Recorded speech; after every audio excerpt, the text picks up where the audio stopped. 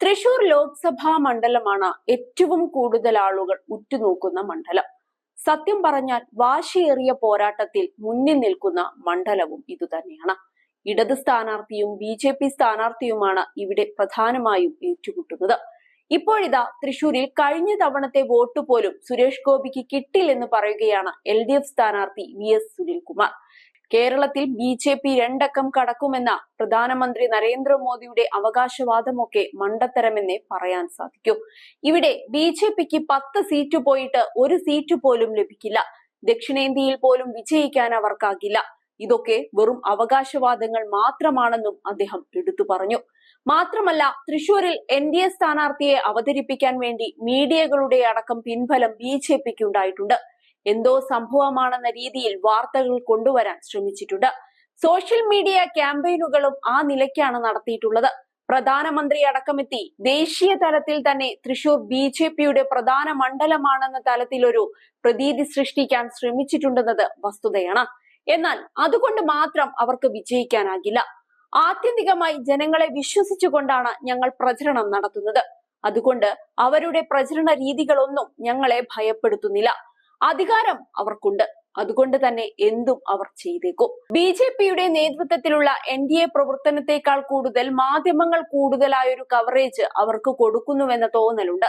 കലാകാരൻ എന്നതിലുപരി രാഷ്ട്രീയത്തിലെത്തിയാൽ എല്ലാവരും പൊതുപ്രവർത്തകരാണ്. എന്നാൽ തുല്യമായ പരിഗണന മാധ്യമങ്ങൾ നൽകുന്നില്ല. അനാവശ്യമായ രീതിയിലുള്ള വിധേയത്വമാണ് ചില മാധ്യമങ്ങൾ കാണിക്കുന്നത്. ഇതിനെയെല്ലാം മറികടക്കാൻ കഴിയുന്ന പ്രവർത്തനങ്ങളാണ് നമ്മൾ ഗ്രൗണ്ടിൽ നടത്തുന്നത്. വളരെ ഓർഗാനിക്കായി തന്നെയാണ് ഇക്കാര്യങ്ങൾ ചെയ്യുന്നത്. നരേന്ദ്രമോദി സർക്കാർ എന്നത് കോർപ്പറേറ്റ് RSS കൂട്ടുകെട്ടാണ്. പ്രത്യയശാസ്ത്രപരമായി മതരാഷ്ട്ര സ്ഥാപനത്തിനു വേണ്ടിയുള്ള പ്രവർത്തനമാണ് ഇവർ നടത്തുന്നത്. സാമ്പത്തിക ആവശ്യത്തിനുള്ള നയം കോർപ്പറേറ്റുകൾക്ക് കീഴ്പ്പെട്ടിട്ടുള്ളതാണ്. ഈ കൂട്ടുകെട്ടാണ് നമ്മൾ നേരിടുന്നത്. ഹിന്ദു രാഷ്ട്രത്തിനൊപ്പം ഒരു കോർപ്പറേറ്റ് രാഷ്ട്രമാണ് അവർ ഉദ്ദേശിക്കുന്നത്. BJP വീണ്ടും അധികാരത്തിൽ വന്നാൽ ഹിന്ദു രാഷ്ട്രമായി ഇന്ത്യ മാറും. അതിന്റെ ദുരന്തങ്ങൾ വിവരണാതീതമായിരിക്കുമെന്നും നേതാവ് ചൂണ്ടിക്കാട്ടി.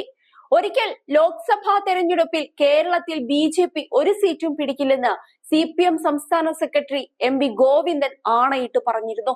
BJP തൃശൂർ തൊടില്ല.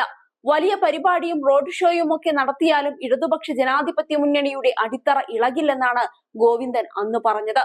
രാമക്ഷേത്രവുമായി ബന്ധപ്പെട്ട് രാഷ്ട്രീയ ആയുധമാക്കാൻ BJP ശ്രമിക്കുന്നു. വിശ്വാസികൾക്ക് അവരുടെ വിശ്വാസം അനുസരിച്ച് ജീവിക്കാനുള്ള ജനാധിപത്യ സ്വാതന്ത്ര്യമുള്ള രാജ്യമാണ് ഇന്ത്യ. കോൺഗ്രസിന് മൃദു ഹിന്ദുത്വ നിലപാടാണ്. ഈ നിലപാടിൽ നിന്ന് മാറാൻ കോൺഗ്രസ് തയ്യാറല്ല. മതനിരപേക്ഷ ഉള്ളടക്കത്തോടുകൂടി ഈ വർഗീയതയെ ചെറുക്കാൻ കഴിയണം. ഇത് കോൺഗ്രസ് തിരിച്ചറിയണം. വോട്ട് തട്ടുന്നതിനു വേണ്ടി BJP ചില കാര്യങ്ങൾ ഉപയോഗിക്കുന്നു. വനിതാ സംവരണ ബില്ലൊക്കെ അതിന്റെ ഭാഗമാണ്. ഗുസ്തി താരങ്ങളുടെ കാര്യത്തിൽ പ്രധാനമന്ത്രി ഉൾപ്പെടെയുള്ള BJP നേതാക്കൾ മൗനം പാലിക്കുന്നു. ഇന്ത്യയിലുടനീളം സ്ത്രീകൾക്കെതിരായ അതിക്രമങ്ങൾ വർദ്ധിക്കുന്നു.